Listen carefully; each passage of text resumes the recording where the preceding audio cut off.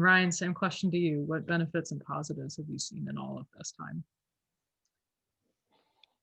Our first adventure, I won't even say obstacle, our first adventure was in the state of Connecticut. Residential camp in summer 2021 was not allowed to operate by the governor's orders. And so our first objective that we took on was really to say, what's the core of our ministry, which we knew and could articulate pretty easily, and say, could we do that in some other way that didn't mean physically gathering?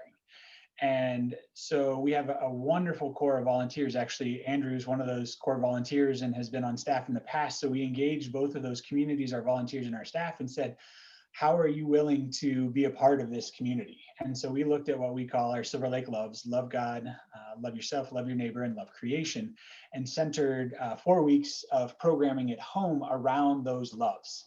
That seems pretty basic. Whether you're physically gathered or you're distant, that love is at the core of our faith, or at least as we understand it. And so finding projects, programs, creative ways to engage the campers at home with each of those loves. And we had volunteers make videos, lead programming, had activities for them to do, everything from growing a pollinator garden at home, which weaves into that creation care, to having our beloved Chef Lynn making one of the favorite desserts on video, and folks could cook that at home at the same time that she was. So using those resources, as Andrew said, that technology that's already out there that we would never use in the summertime because we want our campers unplugged, we invited them to do a little online, but most of it we actually had them going outside and actually doing programming at home with their family, maybe engaging their siblings or their parents or grandparents, or just doing it on their own was also a great possibility depending upon age. And then community is a huge part of what we do at camp. And so we really wrestled with, can we do community, and settled on, because we had some great volunteers again who are willing to be counselors in what we called cabin groups, which were 4 weeks of community. They gathered twice a week for an hour to build community among the 8 to 10 campers and the 2 counselors that were online with them.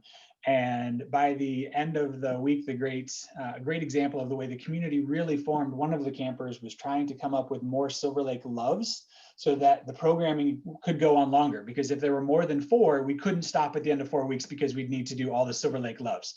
So really, finding in new ways to creatively build community, which centered around those loves, but also just having counselors, volunteers, those professionals in whatever setting they work in their daily lives, being able to create a space for the campers to feel safe, to be welcomed, to be loved just as they are. And most of the time it was really goofy, but that's what they needed, because they needed a process to let that energy out and a place to do that in a community where they could see others, laugh together with a common goal, if you will, but also know that they'd be received regardless of how silly they got or how vulnerable they got, because there were some really authentic conversations that happened as well about the struggle they were having. And then the last piece that I would add is thinking about how we shift our actual time together and do that in creative ways and do distance. So we've managed to shift to some adventure day programming where we're outside on the field games, low ropes, and challenge course, and doing that masked and distanced, and still being able to provide a program with the exact same goals and outcomes as we would during a regular session of camp, but to open that up to folks coming from different parts of the community. And then instead of having as many church retreats as we have, shifting to family retreats with a faith component, inviting them to live into that in a new way, to come and actually get to be together as a family at Silver Lake, which generally doesn't happen because we've got church groups here doing their retreat work. I'd like to echo that and even build on it. If local church leaders are looking at their calendars and thinking to themselves, mission work and outdoor ministry has to sit on the back burner right now, I would ask why. Right now, outdoor ministry is one of the few ways or was one of the safest ways that you can get together with your people.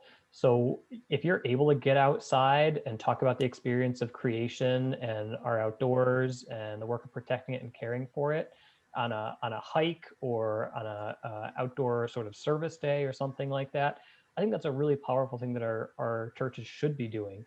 And the same thing with mission work.